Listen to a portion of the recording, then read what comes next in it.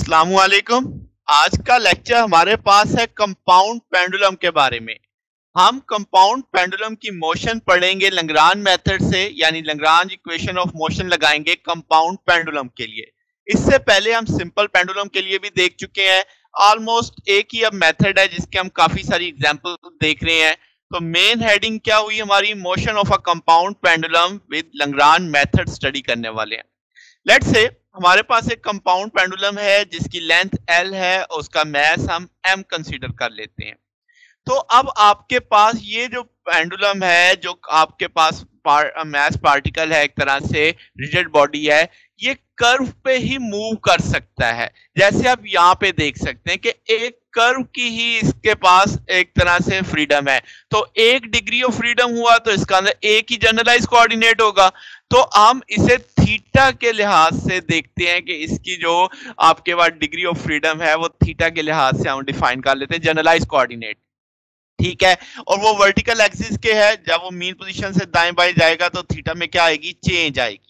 तो जनाब अब मुझे लैग्रांज लगानी है। लैग्रांज हम जानते हैं लैग्रांज फंक्शन में क्या है, काइनेटिक एनर्जी चाहिए, पोटेंशियल एनर्जी चाहिए। तो पहले काइनेटिक एनर्जी का टूल देख लेते हैं। 1/2 I omega square, I for moment of inertia, omega angular velocity. क्या हम एंगुलर वेलोसिटी को थीटा डॉट कह सकते हैं? बिल्कुल। तो वो वैल्यू प्लेस कर दी, तो अब आपके पास काइनेटिक एनर्जी आ गई 1/2 आई थीटा डॉट स्क्वायर। अब मैं जानता हूं moment of inertia m k square. आपके पास k यहाँ पे कह लो कि आपके पास पिवट से जो आपके पास पॉइंट ऑफ मोमेंट आर्म कह लो, आपके पास रेडियस ऑफ गायरेशन कह लो। तो I is equal to m k square. I की ये वैल्यू यहाँ पे प्लेस कर दी गई, तो 1/2 m k square theta dot square आ गया। इसे इक्वेशन 1 कह दिया मैंने। अब पोटेंशियल एनर्जी की बात की जाए तो पोटेंशियल एनर्जी आपके पास हम देख सकते हैं कि इफेक्टिव लेंथ यहाँ पे L cos थीटा आ जाएगी। जो चेंज उसकी हाइट में चेंज आ रही है L minus L cos theta से देखी जा सकती है। ओरिजिनल लेंथ तो L थी ना, यहाँ तक जाते जाते जो इफेक्टिव लेंथ होगी that is L cos theta. तो L में से L cos थीटा आ जाएगा तो मुझे पता लगेगा इतना चेंज आ रहा है। तो पोटेंशियल एनर्जी उस रेफरेंस पॉइंट से बिलो नापी जाती तो mg L minus L cos theta आ जाएगा। अब आपके पास काइनेटिक भी है, अब आपके पास पोटेंशियल भी है। तो लैग्रांज इक्वेशन बन जाएगी। दोनों वैल्यूज प्लेस कर दो, 1 और 2 की उठा के यहाँ पे 1 से 1/2 m k square theta dot square आ जाएगा, minus mg L minus L cos of theta आ जाएगा। इक्वेशन 3 आ गई। अब मैं यहाँ पे लैग्रांज इक्वेशन लगाता हूँ, इक्वेशन ऑफ मोशन। तो जो हमने पढ़ी हुई है d/dt partial L over partial q dot j minus partial L over partial q j equal to 0। तो अब मेरे पास जो जनरलाइज कोऑर्डिनेट थे वो थीटा की लैंग्वेज में थे, तो मैंने उसे थीटा की लैंग्वेज में टर्म कर दिया। अब आपके पास यहाँ पे L मौजूद है। एक दफा L को थीटा के लिहाज से पार्शियल डिफरेंशियल करना है, एक दफा थीटा डॉट के लिहाज से करना है। तो जब आप थीटा के लिहाज से करने पहले थीटा डॉट देख लेते हैं। थीटा डॉट यहाँ पे तो है, तो यहाँ नहीं है, इसका ना ये फैक्टर तो 0 हो जाएगा।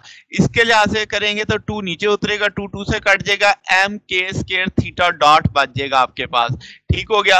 अब मुझे करना है partial L over partial theta. जब मैं थीटा के लिहाज से देखने जाऊंगा तो यहाँ पे तो थीटा डॉट है, थीटा है ही नहीं, तो ये फैक्टर 0 हो जाएगा।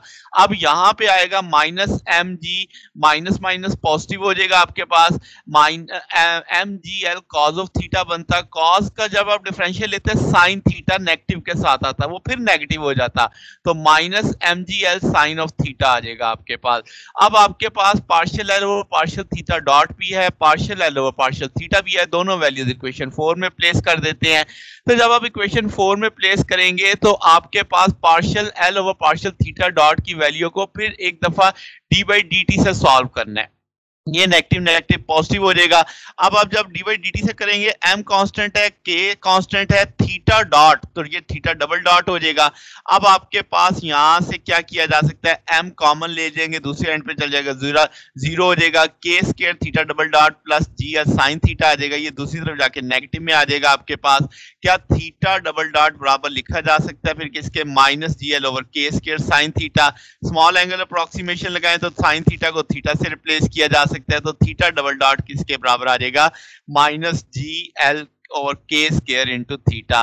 तो ये कंपाउंड पेंडुलम की इक्वेशन ऑफ मोशन है। थीटा डबल डॉट यहाँ पे एक्सेलरेशन को जाहिर कर रहा है, एंगुलर एक्सेलरेशन, और थीटा यहाँ पे एंगुलर डिस्प्लेसमेंट को जाहिर कर रहा है। जी भी कांस्टेंट है, एल भी कांस्टेंट है, के स्क्वायर भी यहाँ पे क्या है, कांस्टेंट के तौर पे आ रहा है। तो ये एक तरह से अगेन बिल्कुल वही रिजल्ट आ रहा है जो हमने न्यूटोनियन मैकेनिक्स में पढ़ा था। तो यहाँ पे लैग्रांजियन में हमने एनर्जी की मदद से उसी रिलेशन पे पहुंच गए। तो आप देख रहे हैं कि आपके पास सेम रिजल्ट्स हासिल हो रहे हैं, मगर ये काफी आसानी से, यहाँ पे हमें कोई वेक्टर्स डिस्कस नहीं करने पड़ते, सिर्फ स्केलर्स एनर्जीज की मदद से हम ये रिजल्ट हासिल कर लेते हैं। तो आसान सा टॉपिक था। अगर आपको इसमें कोई बात पूछनी हो, कोई डाउट हो, कोई क्वेश्चन हो, तो नीचे कमेंट्स में पूछ सकते हैं। वीडियो अच्छी लगी हो तो वीडियो को लाइक कीजिएगा, दोस्तों के साथ शेयर कीजिएगा, चैनल को भी सब्सक्राइब कर दीजिएगा। अब तक के लिए इतना ही, बाकी इंशाल्लाह फिर नेक्स्ट देखेंगे। ओके, अल्लाह हाफिज।